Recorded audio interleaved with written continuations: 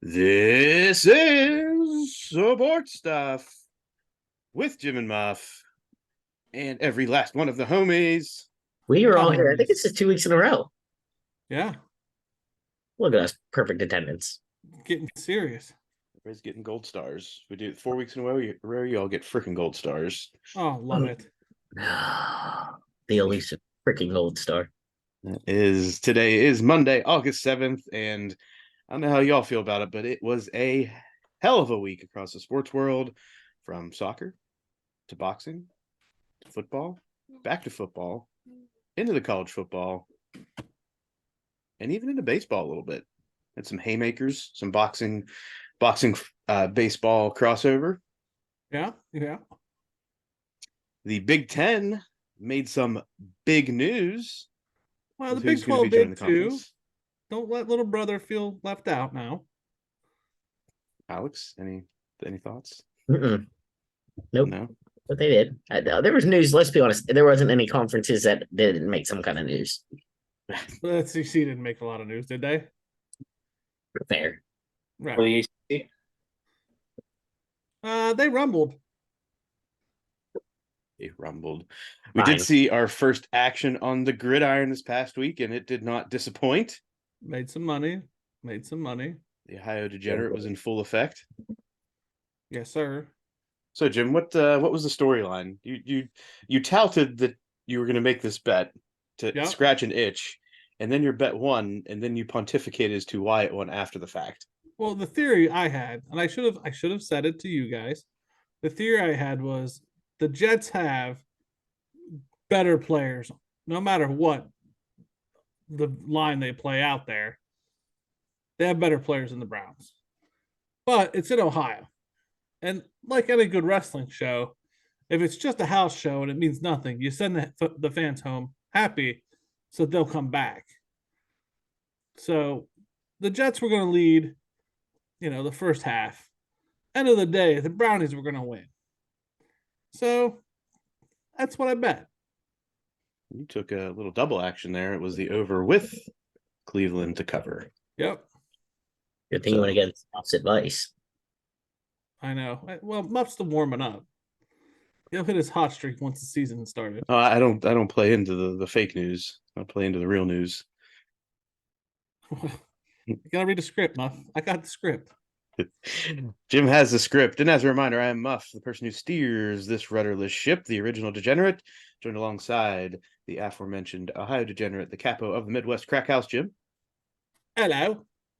Also with us is the medical degenerate and newly minted miniature golf champion, Alex. That's me. You beat Muff? No, we did not keep score. There was no keeping score on this thing. It was questionable at best. Muff may have almost fallen through the course once, but we had a good time. So you were drunk? No, we really weren't, to be honest at all. It was just a poor condition than expected. Oh, the gotcha. miniature golf course was in such disrepair we did not have to pay to play it. Yeah, they were just like, yeah, if you want to play on that thing, you can go do it. We're like, all right. It was like raised, you know what I mean? Like Gotcha. the platforms were, and there was areas that were a lot like they looked suspicious, but not as suspicious as they actually were. Driving range was good though. Muff hit the car. They have an old parked car in the middle of it. It just says "hit me." Muff hit it. I was very excited. Nice. Well done. And last but certainly not least, from the Harper household, we have the guru of officiating and a man who's getting into the condition to battle on the gridiron against the players, with the players, for the players. Nate?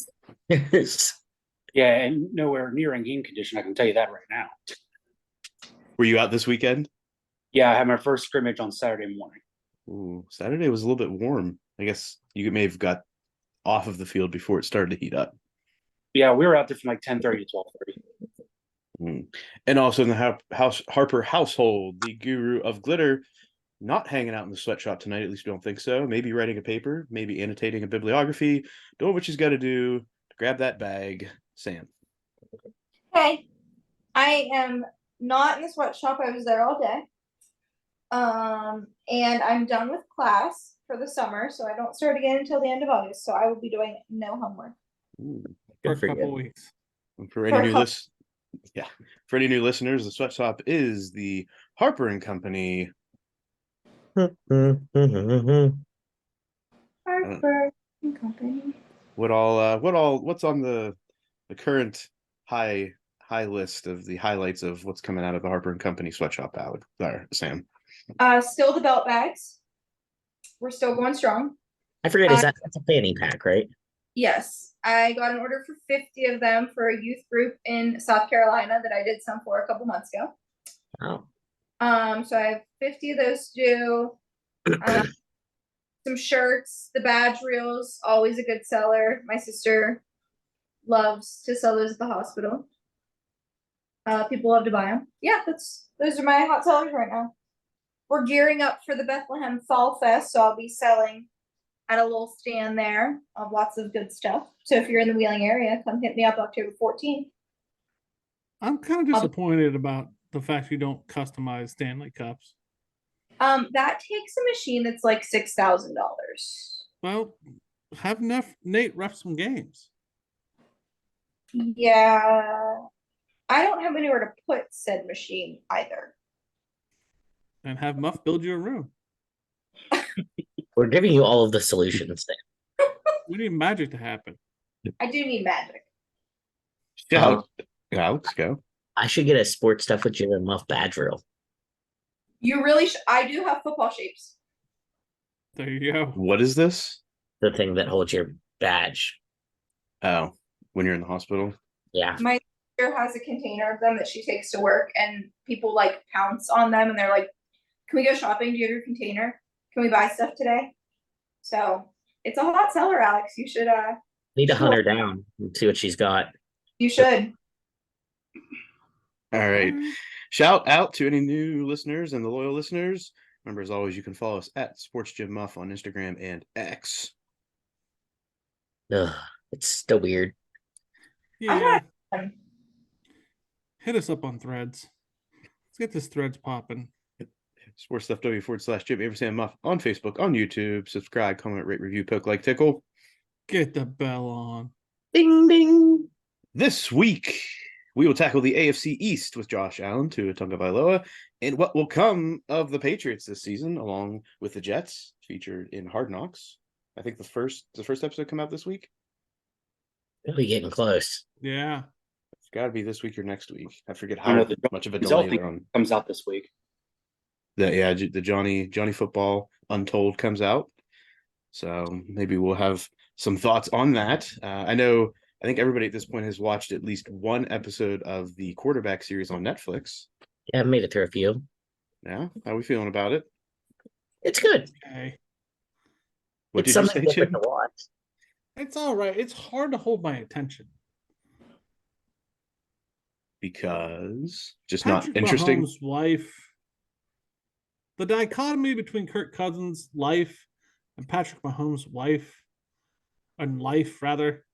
just makes me angry. Like it just. I feel like we talk about his wife more than we talk about him. Yeah, and meanwhile we got Kirk Cousins' wife just like, I sent him out a regular outfit. He drives a minivan to work. Like, just like, man. Whereas that first episode where Patrick Mahomes' wife's like, we take a picture here, we take a picture here, I'm like, God, somebody shut her up. It was a lot. I can't say that your feelings are going to change much on her throughout this, but I will say that I don't think that they highlight her as much. I mean, that first episode is what did me in. I was like, do I want to go back? So you can go skip a few and just go into it. Like, you don't have to watch them in order. I mean, we know how the season played out. Right. You can go back and forth and do some things. Okay. So before we get into our normal segments today, let's talk about Jake Paul and Nate Diaz, who had a 10-round exhibition on Saturday. Jake Paul predicted that he was going to have a 5th-round knockout. That did not happen. That was a piss poor prediction, first of all. He did get a knockdown in that round, though. Yeah. And ended up winning a unanimous decision to bounce back from his loss to Tommy Fury. Like we said, the fight did go the distance in 10 rounds. So what do we think about this fight, which I found, I don't know if you all saw it, and on X, I found a full Think- stream. I think someone already took it down. Yeah, well, I got to watch some of it. I kind of slipped through. But what do we think of the fight? If there's any clips you saw, and maybe what makes sense for Jake Paul in his next fight? Um, Well, didn't he say afterwards he wants to run it back in MMA? yeah, he wants the bag. I get that. What depends on what you want it to make sense, Muff. If Well, you're saying, Let's think about like- the fight first. What are your thoughts about the fight? all right, the fight was not what I wanted, but what was gonna happen. Diaz is an older guy, but also like a tough son of a bitch. They say he hurt himself in training. I don't necessarily buy that. He's a one-dimensional guy who, when it comes to the stand-up game, you know what I mean? Like, this is Mhm. not his forte. And I don't think Jake Paul has what it takes to knock out, like, night somebody with a solid chin. That's fair. But to win in boxing, you don't necessarily have to knock people out. I agree. So But like, to take over to the next part of your question, when you say what's next for Mr. Paul, it depends on what he's trying to do. Like, are you trying to legitimize yourself as a boxer and climb the ranks? Well, there's a course for that. Are you trying to get paid and make money and get your promotion to the highest ranks? Keep doing what you're doing. yeah, don't deviate Right. because it's been working. So it's, in my opinion, you lost to Tommy Fury because he was a legitimate boxer. You want that not to happen? Plug yourself in there with some mid-level rising star boxers and get better. If you don't want to rise through the ranks and you want to get paid high dollar, keep beating the shit out of some tough guys that don't have a lot of boxing skill. Yeah, there's actually, I think, a discussion, and I don't know how much of a rumor or how much of it was out in the actual media in any way, that he was interested, or there was an interest in him fighting his brother. It's not even going to be a fight. That's a whole different. I mean, if it was a WWE thing, maybe. Now, I don't know what his first name is. Paul, brother. Logan. Logan Paul is an athlete. Hmm. Like, I've seen him in the WWE. The gymnastic, athletic prowess that he holds is another level. Hmm. But the build and the makeup of him, it's not going to be the same. Yeah. Like that, Jake Paul takes Logan Paul to task. In a boxing match. Yeah. Right. Maybe we ask Mr. Ramirez from the MLB to take a stand, because he put a man on his buttocks after a play at second base, which, Nate, as a baseball umpire, want to hear more about your thoughts on that situation that led to a man landing something to the left temple and somebody going down. Yeah, so when I watched the highlight, I was like, I don't even know what the heck they were all upset about. Like, he got up and they were like getting each other's face and off they were going. So I reached out to another officiating buddy of mine who always likes to post and share videos. And he found an article, and I guess last night's game, which would have been Friday night, there was a play at second base where they thought he tagged the guy and pushed him off the base, and they called the guy out after a review. So they were kind of butthurt about that. And then I guess when Ramirez slid in and almost overslid second base, he didn't like the way that Anderson was standing on second base, or thought he was trying to do the same thing again, and kind of got up and said, "You tagged me too hard, so I'm going to tag your jaw." This was an interesting scene because it was kind of like some jawing back and forth, and then Anderson just dropped his glove and they just squared up. And I was like, Oh, Anderson definitely initiated. You don't see that in baseball anymore, right? This is not the Nolan Ryan days. Well, no, and like I said too, it's like usually you would think you would try to get your buddies to get in there and break shit up, but no, I mean they'd let those two go at it, and then once they saw Anderson go down, okay, now let's try to break it up. Yeah, not to that level where someone gets knocked out. You don't see it that go that far. Well, and then I thought it was ironic that today Ramirez was back in the starting lineup. Anderson was not. He's in the concussion protocol. He say the tagged him in the button. Like Hmm he hit that off switch. Yeah, Anderson was a little doozy coming off the field too. Yeah. Kudos to him for trying to come back though. Yeah. I mean, guys were trying to hold him still in the dugout, so kudos to him. Frank Kona, I think, had the best soundbite. He was like, "I saw it," and he knew he was in front of the reporters. He was like, and you could see the wheels in his head. How do I say it was funny as shit? And he's like, "It's hard not to chuckle. Boys will be boys." Like, if your guy knocks somebody out to the ground, you want to say, "That's good shit." I'm just surprised he was back in the lineup today and MLB didn't already step in and say, yeah, you're suspended pending investigation. What kind of investigation would you launch? I mean, to see exactly like what happened, they're going to get suspended. I'm surprised Major League Baseball didn't go, no, you're not playing today. It's the weekend. They're not working hard. Doesn't matter. You work in corporate America. You understand. It's hard to get any of them to respond to anything on the Saturday or Sunday. I'm just curious to see how many games did they both get. That's what we call a Monday problem, Nate. It definitely will be a Monday problem. Baseball update on the Pittsburgh Pirates. They're now 50-61 and made some additional moves going into the trade deadline last week, including Rich Hill and Ji-Man Choi headed to the Padres. The Pittsburgh in return gets Jackson Wolf, Alfonso Rivas, and Estuar Cerro. Wolf is basically, as I've come to understand, a younger Rich Hill. So they improve by about 20 years in age with Wolf over Hill. Rivas is a defensive first baseman, but there are concerns about his offensive production, especially since the Pirates got rid of Choi and Santana at the deadline. So he probably is not the long-term solution as a prospect at first base.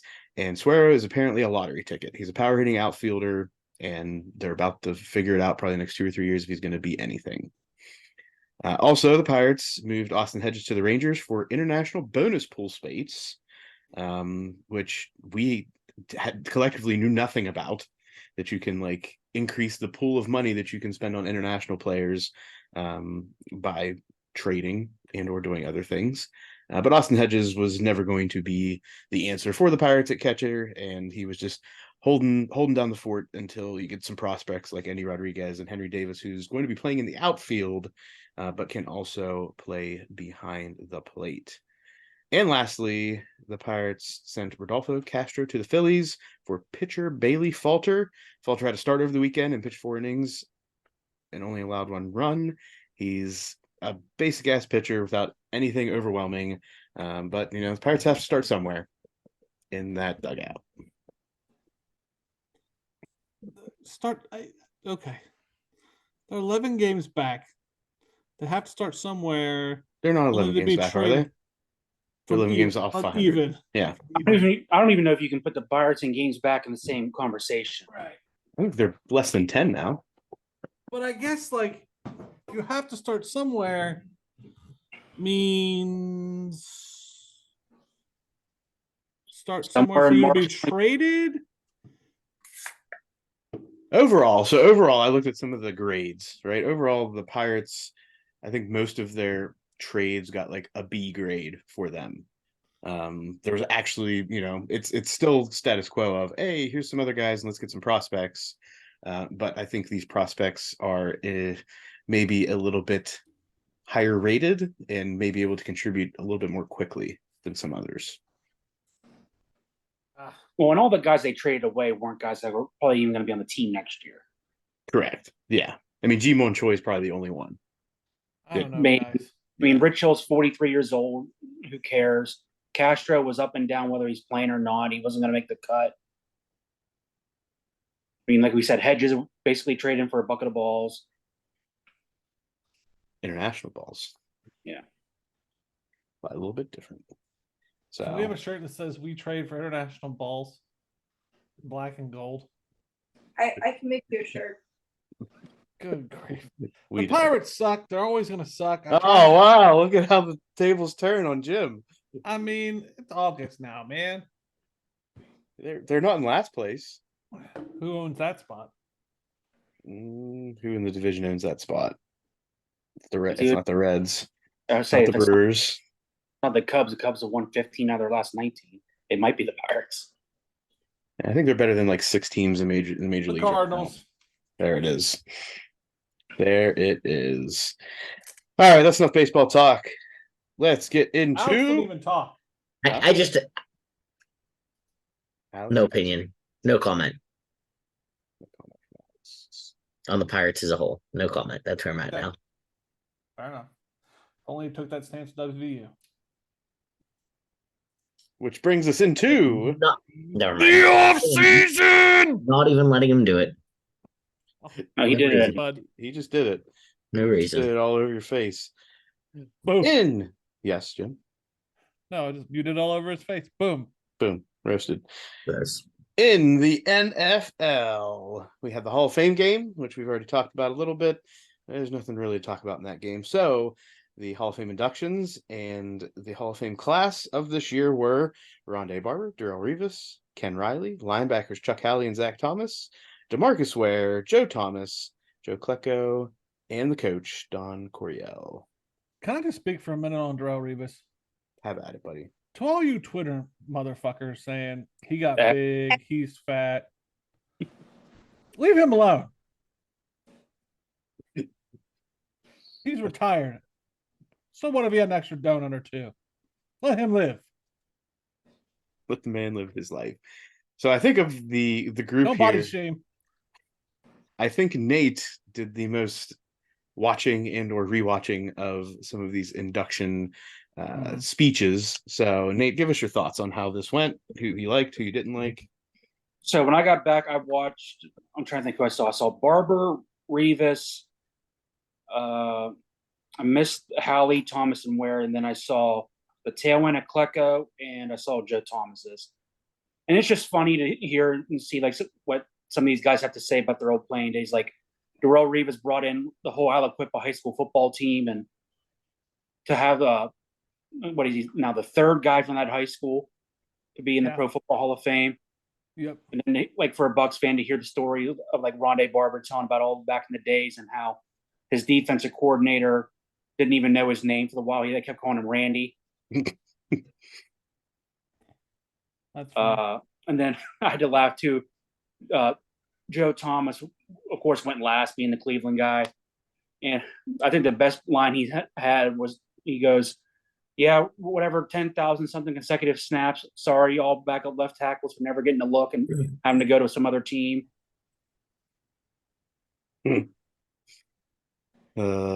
Yeah, Joe Thomas. Then I think he's in the media world now too, so he probably did a good speech. Yeah, I mean, after that, and then he was like, yeah, he basically was like, yeah, I know, I play for how many different quarterbacks, how many different head coaches, offensive coordinators. He just embraced it. I mean, when you were that guy who stayed in Cleveland for that long, you just have to lean into that whole storyline. So good for him. Good for him. Of note, Zach Thomas is only the second linebacker under 6 feet tall to be inducted into the NFL Hall of Fame. I don't know how that's of note. Like, good job, Muff. You found I a think weird it's stat. interesting. Well, no, they mentioned that. That was his knock coming out of Texas Tech. See, Jim? So weird. It's a thing. Well, then the other thing I didn't know, and then they said with Rondé Barber, he's the only defensive back in NFL history with 45 plus picks and 25 plus sacks. All right. Jim, you knocking on the short guys? They focus on weird shit like hand size and stuff. It's weird. He was a good football player. Carry on. All right. Looking ahead to next year's Hall of Fame class, some first-time eligible players include Eric Berry, Jamal Charles, Antonio Gates, Andrew Luck, Brandon Marshall, Haloti Nata, and Julius Peppers. Who do we think gets Andrew the nod Luck in that should not first be year? on that list. Who? He just means he's eligible, Jim. It doesn't mean that I don't think he should be eligible. Who? I just don't like him. Andrew Luck. because he stopped playing football and probably makes more money doing what he does now than he did playing probably. football. You're right. Because he went to Stanford and has an engineering degree. Yeah, right. Antonio, Don't know. I think, is going to be a shoe in, right? Yeah, I agree. Yeah, I think Antonio Gates and Julius Peppers will get in. Those are Yeah. the two that I was going to say. I think Jamar Charles needs a few years to get in, but he'll ultimately be there, I think. Oh yeah, No, I think the same with Brandon Marshall too. I see. I think he has the stats, but there's nothing I ever remember. And let me know if I'm off base here. That I remember about Brandon Marshall was like, oh my god, I remember him playing. Like he kind of was in obscurity for some of his career in my mind. I'm thinking about the same guy. Hold on a second. Keep moving, but I'll. I mean, I just don't get me wrong. He's a great player. I just think he get a ring with the Broncos?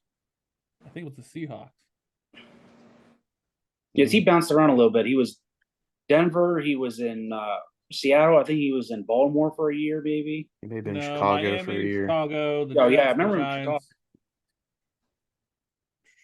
Yeah, like to Muff's point, it's not like one of those like when you think of a receiver, like you think of Megatron getting in a couple years ago. There was no doubt watching him Six-time play. Pro Bowler. Led the league in touchdowns in 2015. No Super Bowl. Maybe I was wrong.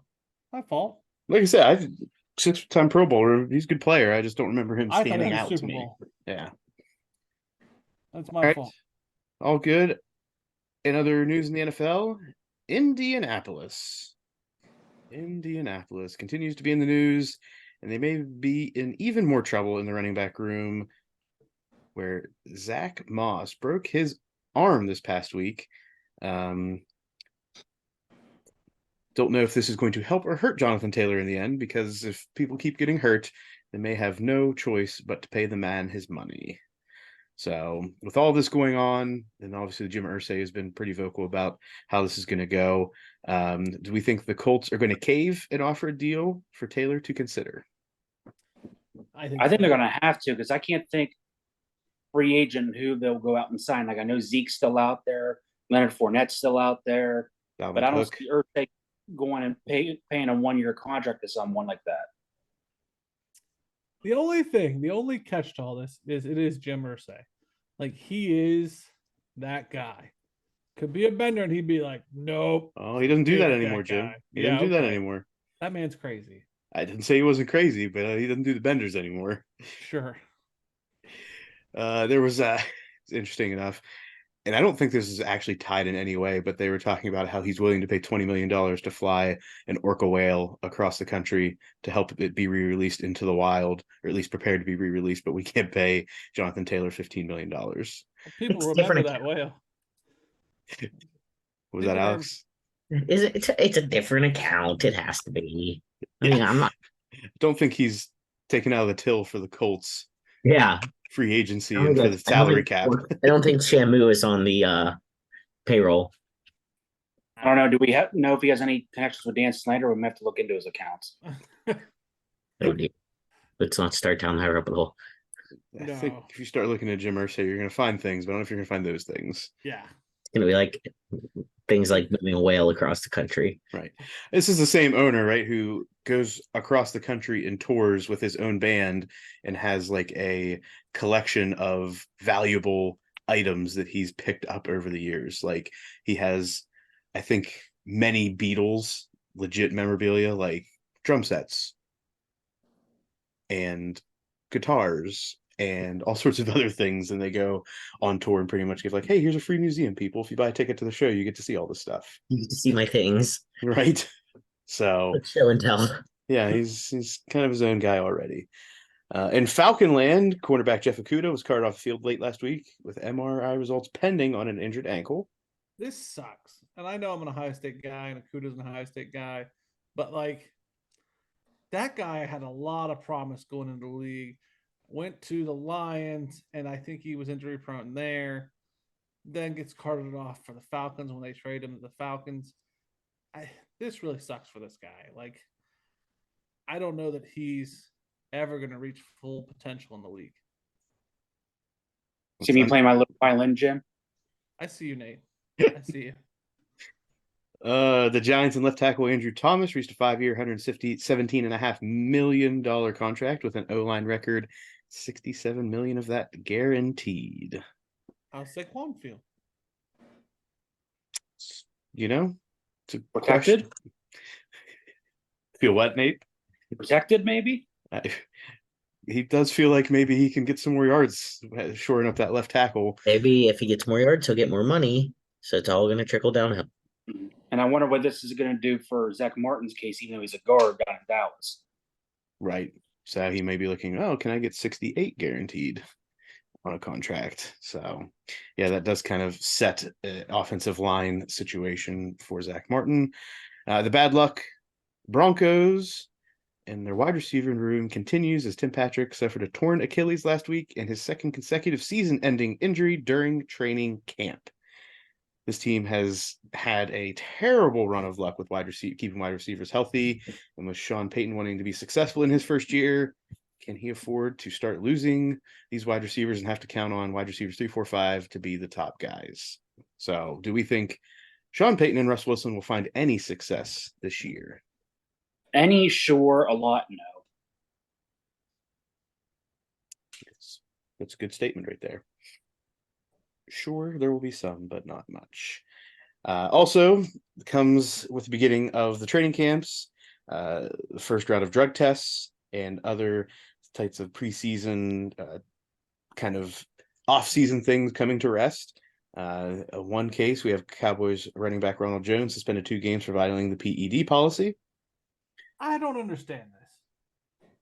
Like, if you're an NFL player and be a Dallas Cowboy, I would like to think that the drug test situation you should have in hand in the beginning.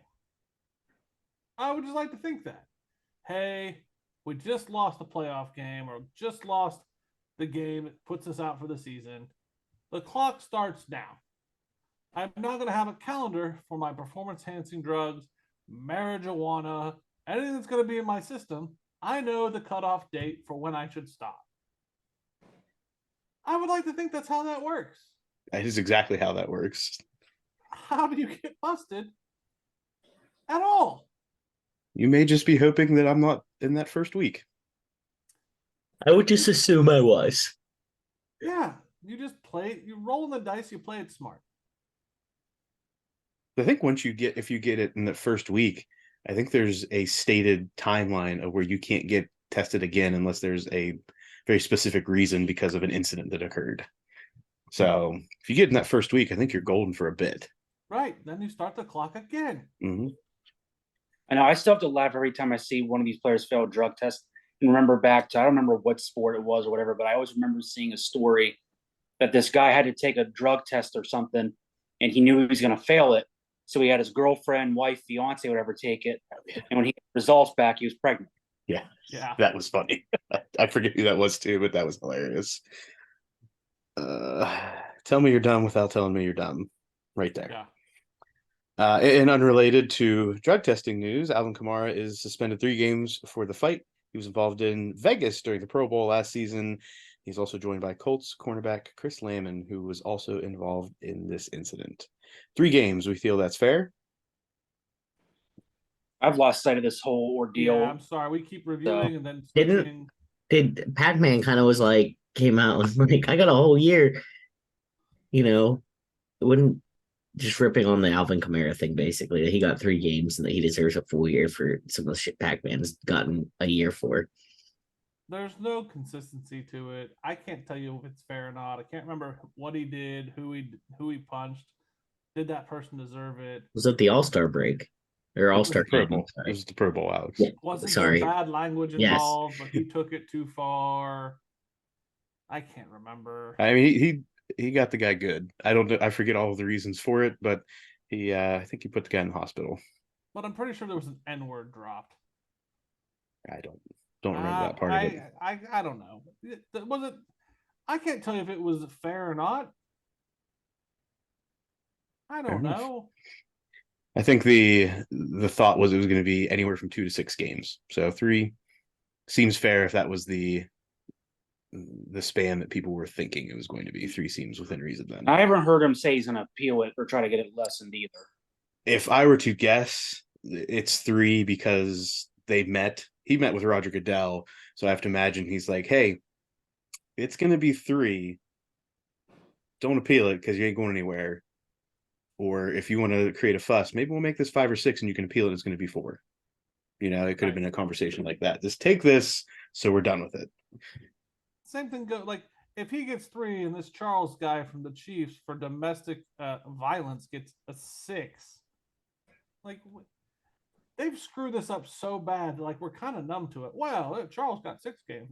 That's okay. You know, Alvin just punched somebody in a bar, so I guess domestic is 6. That seems about right. Like we don't know anymore. Remember who's the Raven that just dropped his girlfriend in the elevator and like he's banished.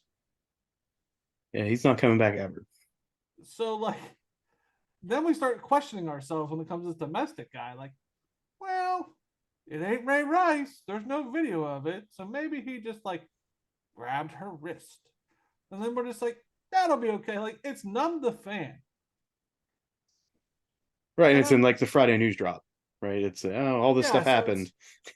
And it's just, I don't know. I'm not saying that any of it's right, but I'm saying the way they handle it is kind of desensitizing to the fan. And then looking ahead for the Saints' first 3 games, they open up at home against the Titans. They go and play the Panthers on Monday night, and then they go play the Packers. They can get through that stretch with 2 wins, I think. We'll see. But see, even right there, now we've kind of like, if he truly dropped the guy in the bar and sent him to the hospital, our thought is, well, can they get through the game without him? Like, and I'm not saying what we did is right or wrong, but that's how we start functioning. So and that's all because Goodell's kind of like played the shell game with us. Very well. Very well he's done it. There's a reason he continues to be commissioner. Absolutely. In other NFL news, Nickelodeon will have an alternate broadcast for the Super Bowl this year, bringing the green ooze and fun elements to telecasts. Who will be announcing has not been set yet, but it's another opportunity for the NFL to reach a younger audience for the biggest game on the biggest stage. No, I thought they had this already. No, I think it was like the championships. Yeah. Yeah, this is a Super Bowl. I don't think I could pull myself, no matter how much my kids wanted to watch the Super Bowl on a Nickelodeon broadcast. I think they need to have Tony Romo do it. Oh, Jim, here comes the slime. That's a really good Tony Romo. I have the solution though. Yeah. John Cena, Pat McAfee. I don't think Pat McAfee can be trusted around small children. But okay, he's got one of his own now. He's kind of toned it down. Right. For now. Put them both on it. Cut them loose. See what happens. It's gonna end up being 2 like Nickelodeon stars or something. Yeah. I feel like this is a yeah. This is gonna be like a setup for somebody like Jim who has 2 young children, wants to watch the game, but knows if I watch the regular telecast, they're not going to want to sit down and watch this. But if we put it on Nickelodeon, they may be entertained for a little bit at least. Yep, I'll get through the first half. At least for a little bit. So there we go. And in this week's division breakdown, we're looking at the AFC East, correct? Yeah, sure. It's AFC East with the Jets and all them. Let's make this more entertaining. I've heard from listeners that this is the boring part of the show. Let's make this some more entertaining. Let's get some hype into it. Well, Jim, this shouldn't be too difficult because we're breaking down the Jets. Yeah. Goddamn Jets. So last year's standings had the Bills at 13-3, the Dolphins at 9-8, Patriots at 8-9, and Jets at 7-10.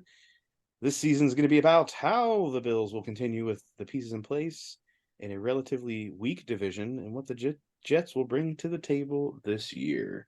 As we have been doing, we'll start out with the last place team from last year, the JETS Jets. Obviously looking to compete right away with the rookie class last year that had the offensive and defensive rookie of the year. Adding Aaron Rodgers doesn't hurt the case, and the team hopes to compete for the division title or at least make it to the playoffs. Yeah. First thoughts on the Jets. I like them. What's a successful season this year? For them, getting to the playoffs. Okay. Yeah, at this point, with all the added tools and weapons and hype, yes. Okay. Their key additions from last year, obviously, they brought in Aaron Rodgers plus his wish list. Alan Lazard. Alan Lazard, Randall Cobb. They also brought in McCole Hardman at wide receiver and Billy Turner on the offensive line. So no excuses for Rodgers. He's got what he wants. Let's go. Well, he said he never asked for anything, Jim. Shove those things up the poot poot and let's roll. They lost wide receiver Elijah Moore and linebacker Quan Alexander. In the draft, they picked up linebacker from Iowa State, Will McDonald, and a center from Wisconsin, Joe Tipman. Some good pickups. Yep. Other players of note, obviously, we have Aaron Rodgers. We have Breece Hall, the aforementioned. Well, he was not the rookie of the year. They had Garrett Wilson at wide receiver along with Lazard. Garrett Wilson, the offensive rookie of the year. Jim, thoughts? Okay. Okay. Okay. Okay. I'm not a Garrett Wilson guy. You're not? No. Why not? I'm just not a big fan. Like, even at Ohio State, he wasn't my number one guy. Like, I just was never a Garrett Wilson fan. That's a good receiving core. Rodgers really doesn't have much Exactly. excuses about. I mean, Garrett Wilson, Alan Lazard, Randall Cobb. Randall Cobb's older, but he's been a target for Rodgers, and so is Lazard, so he should be in step with him. And then Garrett Wilson is young and good. I don't know. Got the weapons. Yeah, I say he blows his knee out game 5. It's abrupt. Well, Breece Hall, anyone. he can catch the dumps, right? Like little dump passes. I'm saying Roger blows his knee out game 5. Why? Make bring it that- spicy. I heard Jim.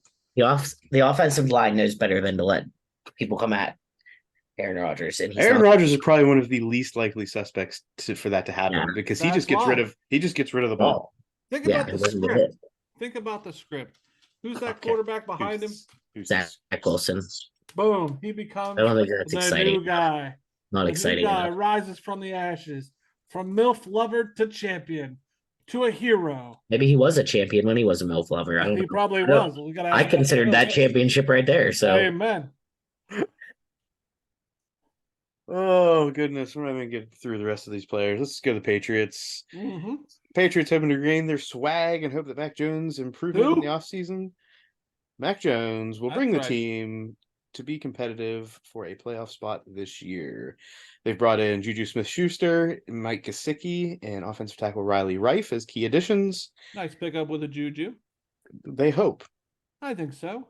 He has yet to really be Don't act all spurn stealer, man. Jim. I believe you've said so many nasty things about him and his TikTok and all of That's those when he was a things. Steeler. Now he's with Bill. Things will calm down. We think he might calm down, but I don't think he's going to get any better. Things will be better with. Look at Randy Moss. Look what he did with the. Randy with the Moss Patriots. was a superstar. Juju's not far behind. He's way behind Randy Moss. That is Calm down. may have been your Calm worst take down, ever. son. Let's May have been your go. worst take ever. The Juju Smith-Schuster is not far behind Randy He's not Moss. far. Yeah, that needs to be your YouTube clip of the week. just to let him get burned. Jim just I hope, I mean, you know what, Jim? I hope that comes to be, but you're wrong. Let's see what Bill can do. I He think took it's a more scrawny about ass what kid. Mac. Not I think turn it's more about Juju what into can Randy Mac do. Moss. He took a scrawny ass kid from Michigan and made him into the GOAT. Here we go. I'm not even. So you're gonna say that I'm Bill- not you're even gonna say- jumping on it. You're gonna say Bill did it. It was Bill. Bill was responsible for that, Jim. And some cucumber drinks. You know? First of all, I didn't know where that was going based on things that have happened to me recently. Not me personally, but Wings and strings, people. Wings Wings and strings. All right. Key losses: Damian Harris, Jacoby Myers, safety, Devin McCourty. Yeah, I think- I mean, Juju was brought in to replace Jacoby Myers. That was Yeah, the hope there.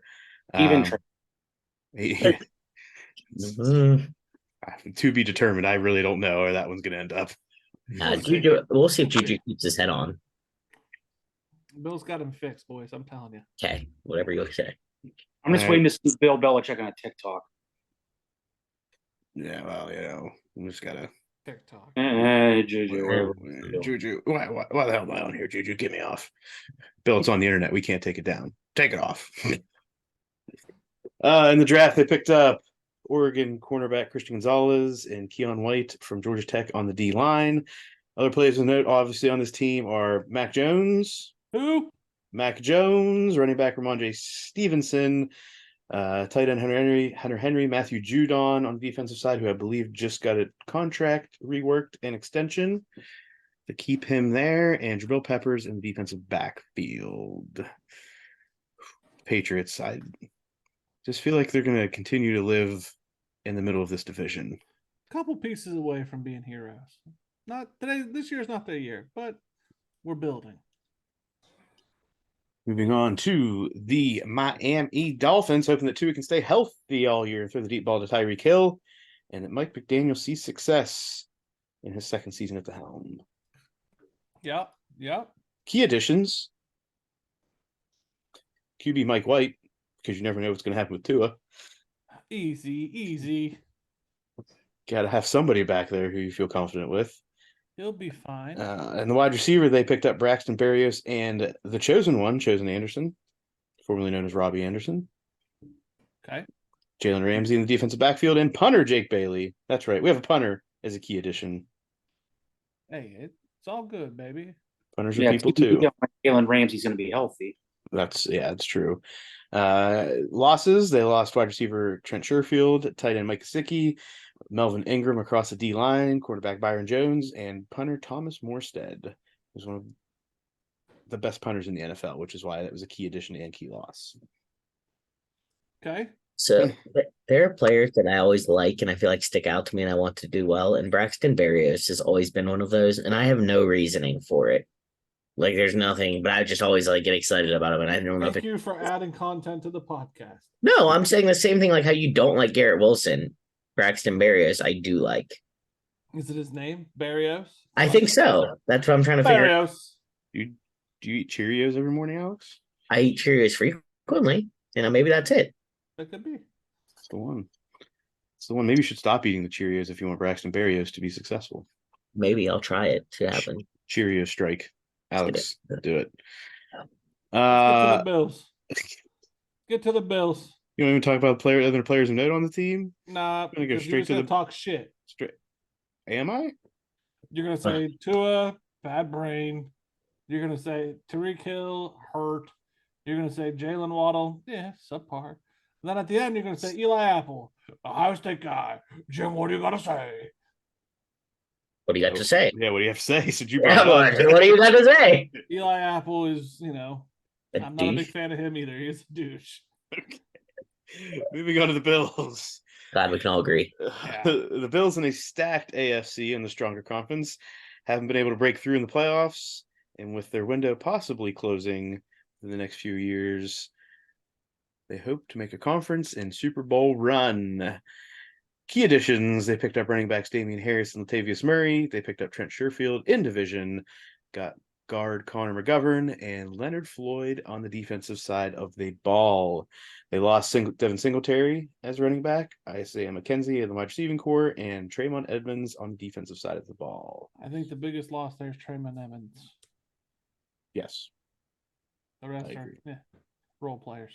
Well, I mean, Devin Singletary was, I would say he was their most productive running back. Yeah. And Isaiah McKenzie was a good third or fourth wide receiver option. So definitely replaceable. That is for sure.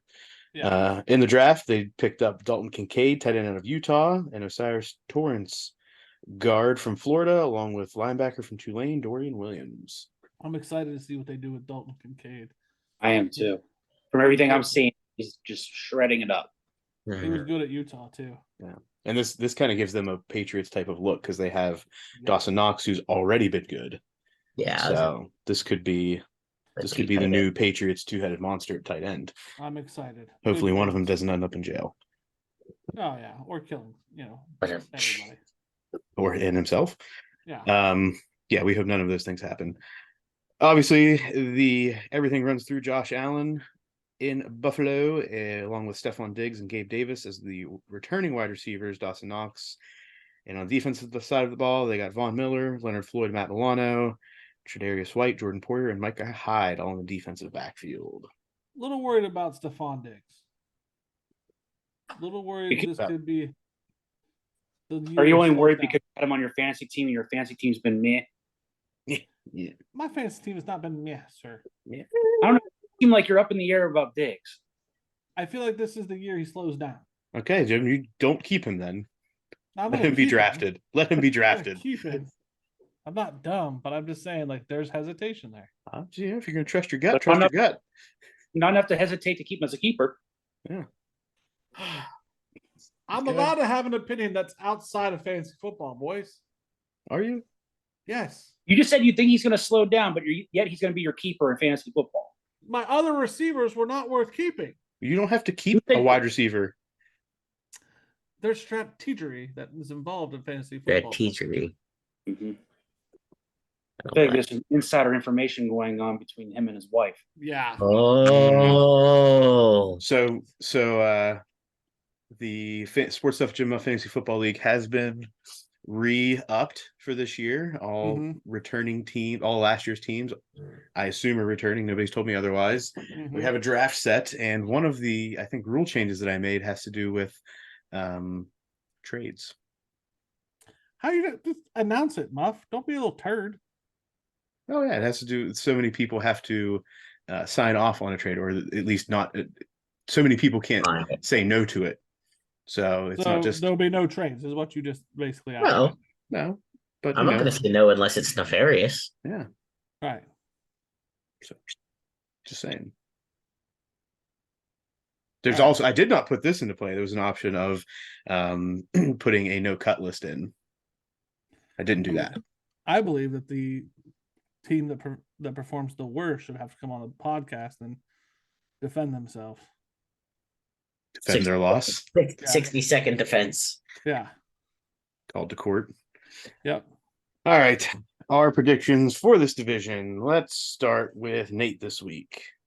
All right, I'm going to say the Bills are definitely still the front runners at 12-5. I think they take a couple games back, losing a couple. Like Jim said, you lose at Edmonds, who's pretty much one of your centerpieces on defense. I think the Dolphins stay at 2 in the division. I think they're going to do a little bit better than last year, given year 2 under McDaniel. I'll put them at, say, 10-7, pushing the Bills late, but I don't think they'll catch them. I think the Jets finally get over the hump a little bit and get out of the basement, but they're not going to get out of the basement by much. They're only going to go about 9-8. And the Patriots are going to come in last at 7-10. Okay, moving on to Alex. I agree with Nate's order. Records change a little bit. I have the Bills at 12-5, Dolphins at 11-6, the Jets with a losing season at 8-9, and probably the Patriots right around that 8-9 mark as well. All right, I am next. I have the Bills atop the division at 11-6. I agree with Nate. There's going to be maybe some down weeks, maybe some bad losses for them this year. I have the Jets in second place at 10-7, making their way into the playoffs. I have the Dolphins in third at 8-9. I think Tua does get hurt again, and they lose a few more games than maybe expected. And the Patriots I have bringing up the bottom of this division. I do not think things go well, and they end at 6-11. I have the Bills at 14-3, the Dolphins at 11-6, the Jets at 10-7, and the Patriots at 9-8. Everybody above 500 in this one. Yep. The AFC Beast. Yep. All right. That's our breakdown. Next week, we're going to chat about the AFC South, which may not be exciting for much of anybody when we get into that one. To continue with the off season, we get into college football. The good stuff. I did not even put any notes down because I'm sure Jim is just going to lead this conversation away. We will start out with the news. This is all alleged at this point. It has not been pen to ink to my knowledge that Oregon and Washington will be going to the Big Ten.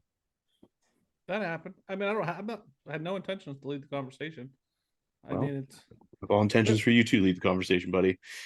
there's a lot of like hubbub and like the social media circles that I'm in, that Oregon, that when USC made the deal to come to the Big Ten with our boy Kevin, like when that were talks for them to come here, the deal was we weren't going to take Oregon. and then that, as you can see, has fallen through. So USC is kind of getting screwed in this deal. As far as them coming to the Big Ten, okay. Like, I'm not totally against it. Those West Coast teams need to have people to play, so let's add them. I think it's good that we're moving to these super conferences.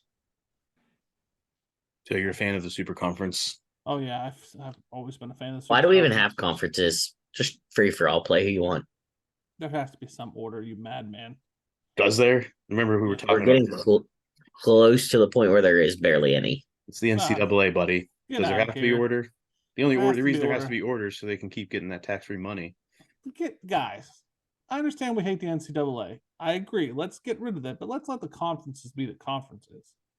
They aren't anymore. We're gonna have like 80 team conferences. Yeah, We're we're gonna gonna have the big. we're We're gonna gonna have the have super conferences. The Power Five are going to get the good teams. We're gonna have three conferences. Period. Get out of here. With 4, north, south, east, west. That's what we need. That's what we need. Geographically, you have to stay in your geographic region. Exactly. Which gets Jim's biggest thing ever is that WVU will now play. WVU and Pitt need to leave the Big 12.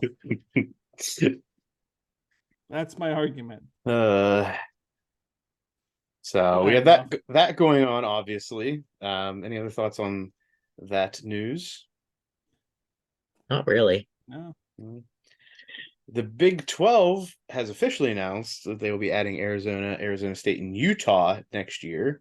This is the ultimate power play in basketball to me, for the Big 12. And there was some interesting things that led up to all of this. So last Friday morning, this is a quote from an article, and I forget where I pulled this from. Friday morning at 7 a.m. was another called meeting of the Pac-12 presidents, and some schools did not show up. So you might know that then, therefore, the conference was no longer viable. Once Oregon and Washington decided to go to the Big Ten, the Pac-12 conference was no longer viable. You can't be in a non-viable position for more than a few hours in our minds. You resolved that you have 2 teams not present and no media contact. You have to act. So basically, people showed up. I know there was a pending, rephrase that, there has been discussions about their new media rights deal, which had not been put to paper and is what is necessitating or at least pushing these teams from the Pac-12 to find other options, because there was no guarantee of the money that was going to be generated through a media deal. Yeah, I mean, it makes sense. I think those 3 teams. I'm upset that Utah is in the Big 12 from a fan perspective, because I don't like the Big 12 and I like Utah. But it all makes sense. Right. Big 12 is Big 12 fan. Alex, how are you feeling about this? Yeah, it does make sense. I think when the Big 12 looks at like what teams they're going to let in, I think that like where the Big 10 is a more football driven conference. And I know that football is where the money is. But I think that the Big 12 thinks a lot more about basketball too, because they naturally are a good basketball conference. And I think that they are obviously not an SEC, powerhouse, but they're a good conference, but they're not that level of good. But I think that like for them, a more deciding factor sometimes leans towards what are they going to bring to the floor when it comes to basketball season as well. Like, are they going to maintain that, higher level of play, I guess. Got that. Well, I mean, football does bring money to the schools, but basketball brings Yeah. money to the NCAA. Yeah. I think I've seen a stat within the past week or two that the NCAA basketball tournaments account for, it's definitely over 90, it may be over 95% of the revenue generated for the NCAA each year, which Wow. then goes back to funding schools at all levels, Division 1, 2, and 3. But as far as the NCAA, they have to keep that basketball cash cow going. Yeah. I think a bigger concern that we need to address. Where does the other 4 teams in the Pac-12 go? Does the Pac-12, are they on life support? Are they dead? And if they die, where does Cal, Oregon State, Stanford, and Washington State go? I really only care to see where Stanford goes out of those 4. I don't necessarily agree with you, Nate. Stanford as a brand, I think, has the best overall brand, and there's going to be some conferences that are interested in them. From a recruiting Well, and like how I standpoint, was mentioning, like Big 12 with basketball. I mean, when you think of that Stanford, like they were just in the super regionals, if not the College World Series of baseball. I don't know where they stand in softball. I mean, Sure, obviously they're okay. a great academic school. Didn't they just have like their wrestling program like removed and then it was Shut down. reinstated and they had then they had a Yeah. guy who was like a national qualifier. So I Yeah, mean, you're all right. around, that's who you want. Yeah, I guess when I'm looking at it from the holistic picture, yes. I'm thinking more of straight football. I'm more leaning towards where does Cal go? Like the historic value football wise of Cal, the recruiting of Cal. Like What that's do the you mean by the recruiting of Cal? Cal as an institution or Cal recruiting players? well, that's always been the alternative if you don't go to UCLA. and USC. Like that's that third option, and now we've kind of just killed a whole place to be for those kids. And California's a nice football haven. And if I'm the Big 10 or even the Big 12, I want my piece of the pie. I either want the whole pie if I'm the Big 12 or the Big 10. Or if I'm a Big 12, I'm going to put my finger in that pie and be like, oh, the Big 12 is not getting the whole state of California. That's fair. Jim, do you think that Kevin Warren had anything to do with this? I think he played a part. I mean, this had to have been an option set up during his time. Yeah, I think he played a part. I think if I'm USC, Kevin Warren's another hated. He's just found another fan base to hate him. Congrats. But yeah, I think he played a part in this. The TV deal with Fox and all that mess. Those TV deals is why this whole thing happens. Dion, when we go to that, Dion alludes to it. Nate, you had something you want to say? Yeah, I was going to say for these schools that have been in the Power 5 conference per se for so long, like what happens like if one of them say makes the move to like the Mountain West? It's like what does that do for your student athlete recruiting in general? Yeah. Like is that even an option for that? That's kind of what makes me like that's what seems most attractive to me is do you grow a Mountain West type conference for those teams to be absorbed into? I don't know who's in the Mountain West. We've gone over this before. We just did the helmet thing, but yeah, that's like West. No State, San Jose State, BYU. Yeah. Well, for it now, wouldn't be bad for those those California teams. The Stanford, the Cal, Oregon State would fit in great in the Mountain West. So would Washington State. Washington State, another one would fit well in there. Because then you got like Colorado, Boise. Yeah, that wouldn't be a bad fit. Makes sense, but I don't know if you can go to say, oh yeah, we remember the Pac-12, and now we're what most people would say is a downgrade to the Mountain West. Yeah, but I mean, I think it makes the Mountain West stronger too. If say I think because Mountain West is going to lose BYU, obviously, and Colorado. I think that it makes them stronger to take those four on. I think it makes them not a Power 5, but legitimacy to them. Yeah, I mean it's going to be a Power 4 now, and you could make them a 1A, a 1B kind of, Yeah, I don't. It'd be not a bad idea. I'd be more apt to watch games from the Mountain West with those four teams added. Yeah, I mean, even like just thinking when I want to watch a game that's not a Power 5, my first go is Mountain West, just to see somebody different.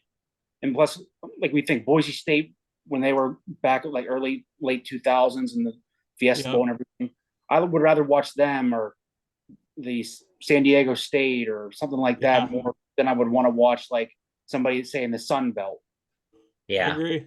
And you have that's a good idea, Nate. Yeah, and I mean, obviously with Mountain West, that's a later game on Saturday night that may be filling time for you. It's like I still want to watch football, but this Pac-12 game sucks. Let's see what else is on. Right? I like that idea. I still think Cal's going to get picked up by one of the big 10 or 12. I don't believe they're going to let go of that state. But if they did, I agree with you, Nate. That's not a bad idea at all. Not bad at all. More will definitely be coming. And the way things have been going, it's probably going to happen sooner rather than later. Next, Deion Sanders puts perspective to NIL and players chasing the bag, saying and I quote, "All this is about money. You know that. It's about the bag. Everybody's chasing the bag." He went on to say, then you get I don't know. Then you get made the players when they chase it. Mad at the players when they Mad chase at the it. players when they chase it. How is that? How do the grown-ups get mad at the players when they chase it when the colleges are chasing it? I'm gonna do a Dion's just spitting callback. facts. I'm gonna do a callback. You have congressmen writing bills that are keeping kids locked in, and then you have colleges making moves like they did like this. If that bill was passed, are these kids forced to stay at an Oregon, a Washington State? If you're a kid at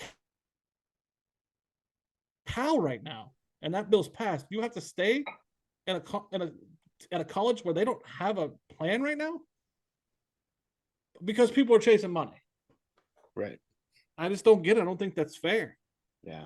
And I don't know if there'd be any type of grandfather. Like, this starts with the incoming recruiter class of, like, that's when the bill gets signed in. Which I would hope that there's some consideration for that. We can't predict the future. We can't guarantee 10 years from now they don't do what Alex suggests and go, screw them all and let them play.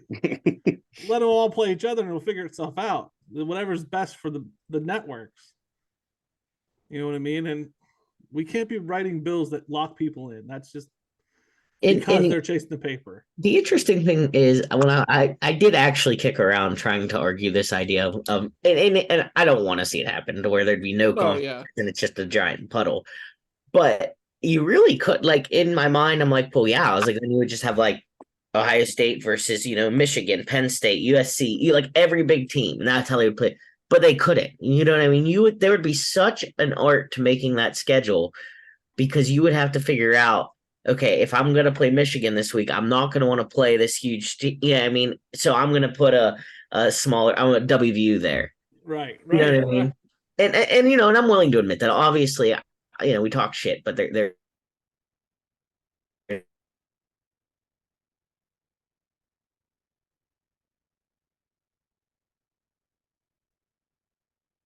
there's a difference. Now they're a powerhouse. Yep, exactly. And you can't just jump on it because WVU now has the option to play every other team. And if they want to play Pitt and Pitt says, hey, my only openings this week, I bet you they're going to take the backyard brawl over playing Ohio State. I mean, it would be tough. Right. I mean, it's not just organizing 2 non-conference games. It would be, and then, like, does the school have to independently reach out and be like, hey, can you play me? Like, these are my options for who I can play. I'll start calling them because they don't have games plugged in yet. Right. And then talk about lobbying. If that can be the media, the media lobbying. It could get out of control fast. How much money are we going to toss to NBC this week for them to get us on TV? Like, yep. That's what I mean. Like, and there would be a lot of good games, and like, then okay, is there going to come a time where a really good game is not going to be able to be on TV because it just so happens other schools schedule their good games? I mean, I don't know. It would be chaos. And the moral of the story is it's money, like Dion says. Yeah. Speaking of money and how you can make money while a college athlete, this is disgusting. The former Clemson linebacker TJ Dudley made money while selling images of naked, unaware teammates in the Clemson locker room while he was playing there. When the team became aware, they kicked him off the team. They kicked him off. They kicked him off the tour, Doug, and he has since transferred to Ole Miss. And you have a question of how? How do you transfer? Like, how does that permissible? Lane Kiffin. Like, I'm just thinking of as that's your how. That's he has no scruples. I would not want that man in a locker room with me.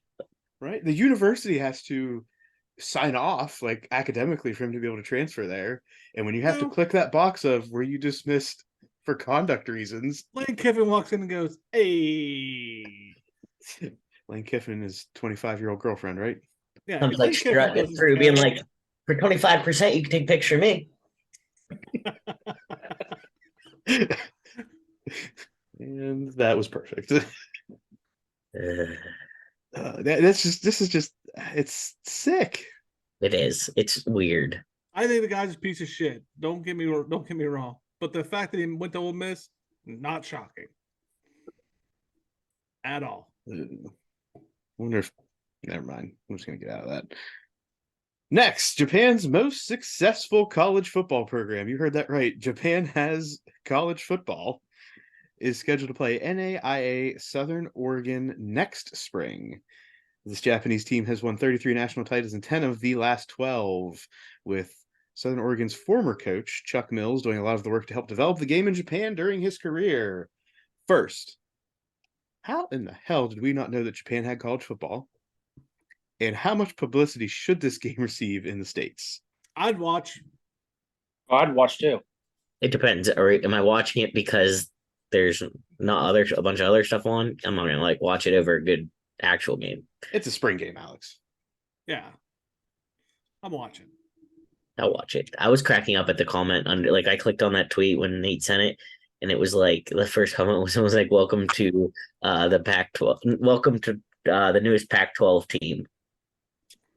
Yeah. Talking about that Japanese team, I was like, Right, Japan Yeah. college football. Yeah, I I don't mean, really to be think that it's good best. in Japan, granted, we're never going to connect Japan to football, no. but it's like, how is this team this good? And like Muff said, how are we just now hearing about it? Yeah, 33 national titles. Listen, It's not like they've had football for 10 years. If they've had 33 national titles, and they were actually good, they'd be playing a team a lot better than Southern Oregon. No disrespect to Southern Oregon, but I mean, if you're a national champion 33 times in another country and want to come show off, I'm going to come after the Alabama. You know what I mean? Like, I think it's just it'll be fun. It'll be you're fun to missing- There has watch. to be more than one of them.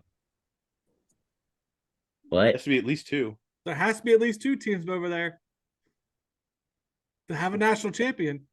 Are they all the other? There's probably 2, and this one just wins every year.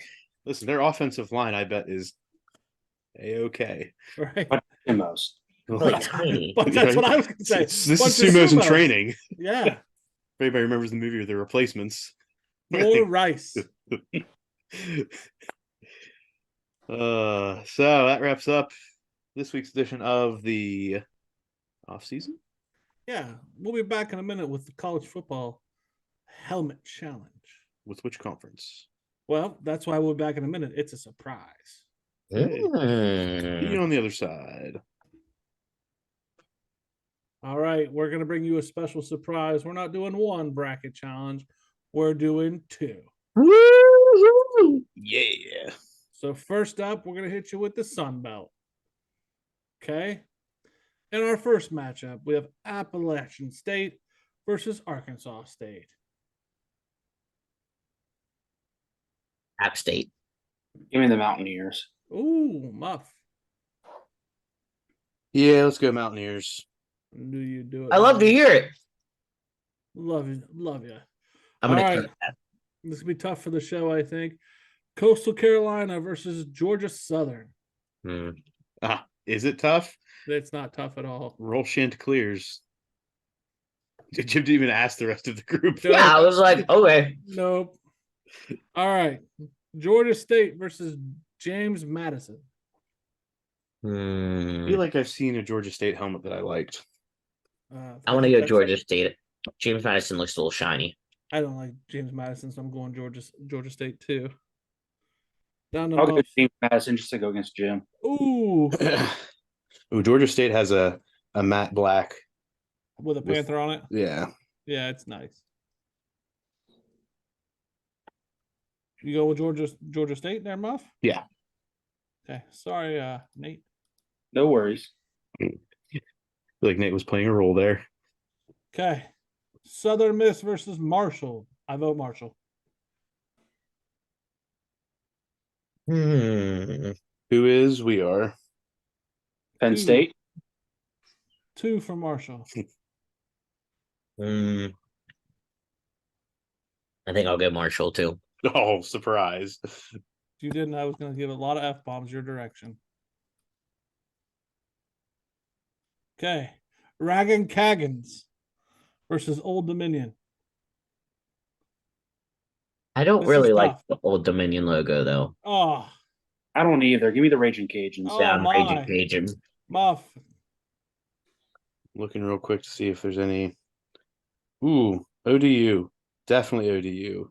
Me too. Go to They've the got point. some nice They've got some nice alternates. If Go to the if coin. you guys did not look at that, need to reconsider real quick. Go to the coin, Muff. Alex, Heads. for it's not a heads, Alex. Light, no light. Light. For the Rag and Kagans, Yes. Yep. roll on Louisiana. I don't like the crown thing. I just don't. Okay. Southern Alabama, Texas State. These look like the same helmet in different colors almost. I know, right? I know. I thought I was seeing double. I'm like, wait a minute. What did Jim do here? Right. Mm, I'm gonna go Southern Alabama, guys. I think the Wheeling Central look for Texas State. I don't like it. I don't like it. no, I agree. I'm in with Southern Alabama. Oh, I don't think either one of these is making it out of the second round. So give me Texas State. Ooh, Nate. I'm trying to see if any of them have any other better looking helmets than the ones you picked. They really don't. I'll go with Texas State. They've got a couple different alternates here. We're going to the coin. Nate, Texas State is The light side. Jaguars. Move on. That'll be Southern Alabama, Jim. I know. Troy versus ULM. Oh, What the heck is on the bottom helmet there? It's a face. Need me to bring that in there, Nate? Yeah, it looks like a cartoon. Like Oh, gee. that is the goofiest looking thing. Give me Troy. I like the goofy thing. I kind of like the goofy thing. What's your vote? You can't If a search. reference, they're the Warhawks. Yeah, I was gonna say it's supposed to be a Warhawk. You can't search Troy helmets. It's more like, Oh, you probably get all the like You get all the other things. Look, why don't you search Troy football helmets? there you go. I did 300. Troy college helmet is what I looked at. Yeah, I go Troy. Alex, what's your pick? give me the funny one. Going to the light. Why don't I ever get to pick? You spit this time. You right now. You're the next person in line. All right, ULM is the light. The light wins. I feel like the light's on our side today, Alex. I know it really is. That's not normal. I know. And they get a bye to the next round. The arbitrary buy. I love it. There's no real reason for it. All right, here's the tough one. This is tough. App State, our guys. Our guys, Coastal Carolina, all the Nate, way. Mm-mm. I'm leaning Coastal Carolina. Mm-mm. All right, Alex. So you're picking App. I am. Yes. Nate, Coastal. Go ahead, Jim. Go I'm ahead, going Jim. our guys. You Go ahead, guys Jim. suck. Upset the apple cart. You didn't even look. Sorry, bud. You didn't even look. You don't go against our guys. I do. Georgia Southern, Marshall. Marshall. Marshall. Marshall. Georgia Southern.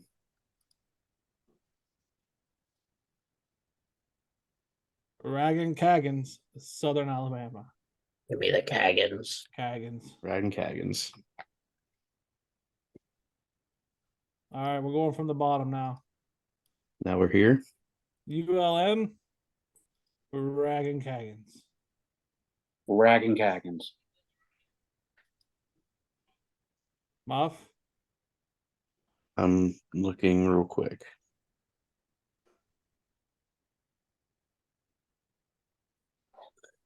I'm gonna go with ULM. ooh, Alex. It's tough because ULM does have some like out of those two helmets, I like the Rag and Kagans a lot better. ULM has some interesting ones, but I actually really like the Rag and Kagan helmet. I'm going with the Rag and Kagan. So it's on me, yeah? It Mhm. is. Raggin' Kagans. We got some show staples here, boys. I don't know what we're gonna do. Marshall, Coastal Carolina. Helmet just on helmets. Just helmets. Take me to the coast. Mm, Yeah, if we're doing just helmets, I'm saying Coastal. There's some sweet ones of some ones with the herd on it, but I've never seen them wear these, so I don't think they're legitimate. Yep. So I'm gonna go with our guys. Yeah. Alex. I have to agree. Me too. All right, it's the showdown. Dragon Caggins. This is so tough. This Versus is tough. Coastal.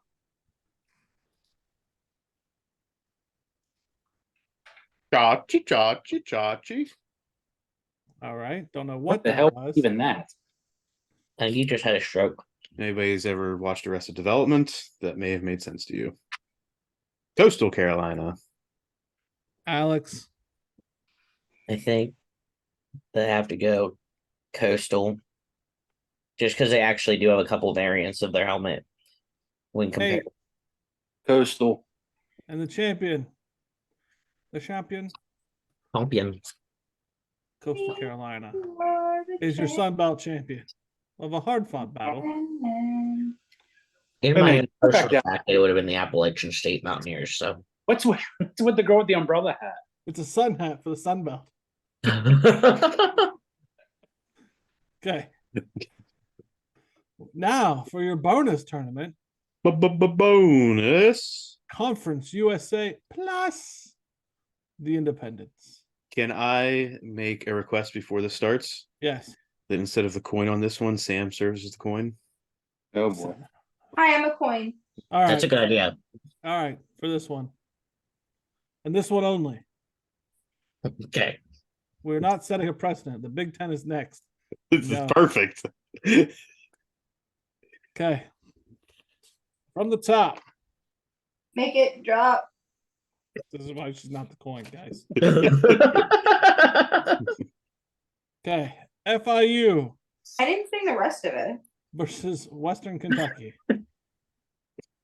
I want to be give me a hilltopper. Yeah, Hilltopper. Me too. Sorry, Nate. All good. The Battle of the Orange. What? Hilltopper? Western Kentucky, if you're paying attention. See what I'm saying? Come on. We didn't say we're looking for comments. The coin doesn't UTEP talk until it's been spoken to. Okay, the coin's shutting up. UTEP versus Sam Houston. UTEP. UTEP. Like the way they had that Pickaxe. cheese built in Yeah. there, like, yeah. Alex. UTEP. Okay.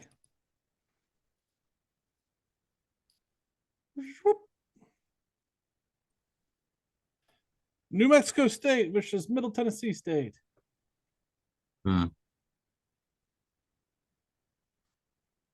Now we're getting into the don't really care about either. I know this is the Conference USA Plus. New Mexico State has some cool ones. Yeah. I take New Mexico Go State. with that. Yeah, me too. Yeah, we'll go with that.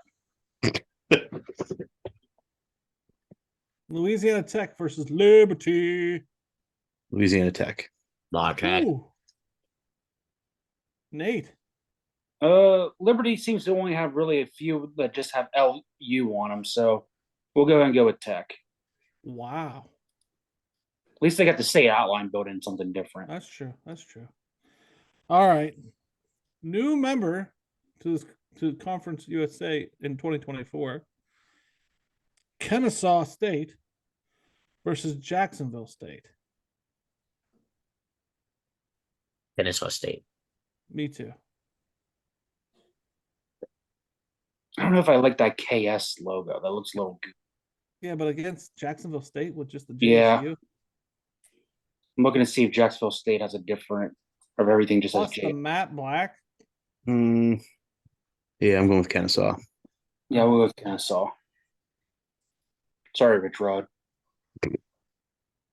Battle of the New Englanders. Connecticut versus UMass. Never apologize to Rich Rod. Be the Huskies. UCON. Whoa. UConn. UConn and UMass just got a vote. Huskies. Wow. I'm going UMass. Let's go to the Sam coin. Mm-mm.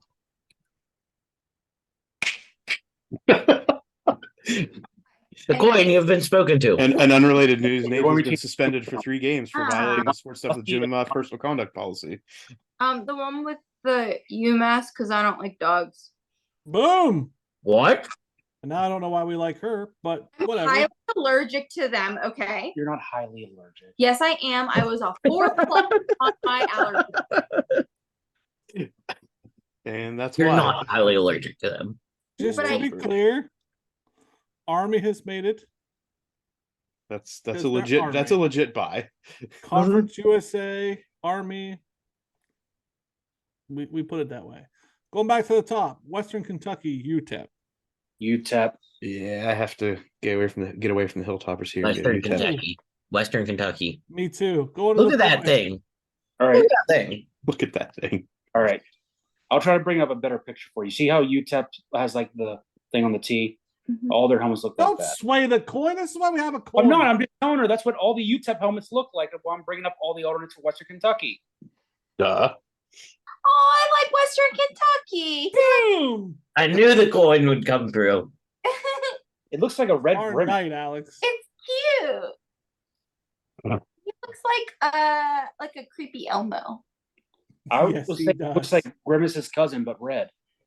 All right. New Mexico State. Louisiana Tech. New Mexico State. New Mexico State. Louisiana Tech. New Mexico State. No, they don't win at anything else. At least they're winning this bracket. Kennesaw State. UMass. Kansas Kennesaw. State. What'd you Kennesaw say? State. Kansas moves on. All right. Army. Kennesaw. Mm. Army. Is that even a question? Dude, literally for those watching on YouTube, the Conference USA Plus champion is already swayed towards an Army champion. Western Kentucky. New Mexico State. New Mexico State. New Mexico State. Western Kentucky. Western Kentucky. You're up again, dum dum. The cute one or the Aggie? The cute one. Got it. God, what kind of Okay. decision was that? This is a big deal. Army. Western Kentucky. Alex. Army. Ah. Nate. I know. These Army. helmets are cool though. Muff. Army. No, We're I'm gonna actually lose. looking at Army helmets. They're really cool. They I are do, really but cool. I like the creepy Elmo better. I told Army for the Red win. Grimace. And that, my friends, is the USA Plus tournament champion. That is Conference USA, which will bring us into other interesting news in sports. I'm excited. First, we go to the pitch in the soccer world as the U.S. women's national team was eliminated over the weekend by Sweden in the Women's World Cup. Former players may have spoke this into existence, most notably Carly Lloyd, who was not happy with the U.S. team after their tie to get into the elimination round, sharing that they were playing uninspired soccer and, quote unquote, didn't look fit. Megan Rapinoe was one of the U.S. players that didn't capitalize in the penalty kick situation, is being looked at as why it's time for the old guard to move on in U.S. soccer. Well, it depends on what you read, first of all, because you pick an article today and it's the coach's fault, it's the old guard's fault. Oh, it's a millimeter because of replay. They just didn't have it this year, plain and simple. Like, that's it. It wasn't their day. Were they playing great soccer beforehand? Probably not. Are we soccer professionals to tell you why they didn't make it? No, because we don't like soccer. But, like, I don't think we can armchair quarterback why they didn't capitalize today. Hey, Carly Lloyd, I trust her opinion. I bet.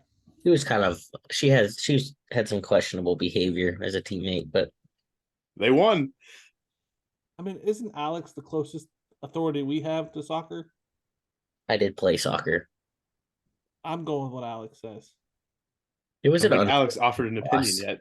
Yeah, that wasn't. No, it's unfortunate. I mean, you're expecting a win because you've won the last 2 World Cups, and getting to the knockout round of the World Cup is a big deal for most countries. We made it. If we'd have gotten knocked out before the, no pun intended, knocked out before the knockout round, I would have been like, that was an embarrassing showing. It's still not what you wanted. I'd have liked to see them at least make it another round, but clearly not the same team that they've had in the past. Some of them, it's time to move on. No hurt feelings. It's just that time. And it's not Megan Rapinoe's fault. I mean, she really didn't play that much other than that penalty kick. I mean, No, it's not her fault entirely. Yeah. But she didn't even put it on. She didn't put it on goal. yeah, It wasn't even on frame, Alex. I know. It's ugh. Muff is right. See, Alex is coming my way. I know. So we'll see. We won't talk about women's soccer again for another 4 years. Okay. Probably, maybe. With soccer in general. Well, we have the men's World Cup. There's men's World Cup coming up some point in between, I don't and think who we're knows? missing much. Who knows what Messi's going to do, or if Mbappe goes to Saudi Arabia. Mbappe. Who knows? In the baseball world, the Houston Astros acquired, cheating bastards, I should say, acquired pitcher you. Justin Verlander from the Mets. Verlander only spent 8 months away from the Astros and returned to a loss against the Yankees, where he threw 7 innings and allowed 2 runs. This is the continuation of the fire sale for the Mets. And at this point, even their owners admitting that they're not going to be competitive for years. Saying, I really don't think we'll be competitive until like 25, 26, maybe a year earlier if we're lucky. Because that's the message you want to put out to your fans, especially in New York. Yeah. Right? Like, That was the same thing I thought. That's something you think and you keep to yourself. yeah, that's not what you're supposed to be doing. But with this move and other moves the Mets have made, the Mets this year are currently paying $131.8 million to players that are not playing for them. That is more than 12 other team payrolls in Major League Baseball. I bet it's more than the Pirates. It includes Milwaukee, Detroit, Arizona, Miami, Washington, Cincinnati, Kansas City, Cleveland, Tampa Bay, Baltimore, Pittsburgh, and Oakland. Breaking news. Breaking news for you Yinzers. The Penguins have traded a 2024 first round pick, forward Mikael Granlund, defenseman Jean Ruta to San Jose, and goaltender Casey DeSmith, defenseman. I think I'm reading this wrong here. Yeah, based on what you said, you're reading it wrong. Yeah, there's been a major trade for a lot of pieces to get Eric Carlson from the Sharks to the Penguins. And they traded a lot of parts and pieces to make this happen. I'm not real sure all the parts and pieces. They gave up yes, Mikael Granlund, Jeff Petrie, Jan Ruda, and Casey DeSmith to make the salary cap work. Uh-huh. And then they gave up next year's first round pick, a future second round pick. I think that was it. For one guy. It's still a lot. It's still a lot, yeah. But he's good. They have to capitalize within the next year or two, or that window's done. I think that's what that's what this move says to me. So the going all Yinzers in. went all in. All in trying to get another cup.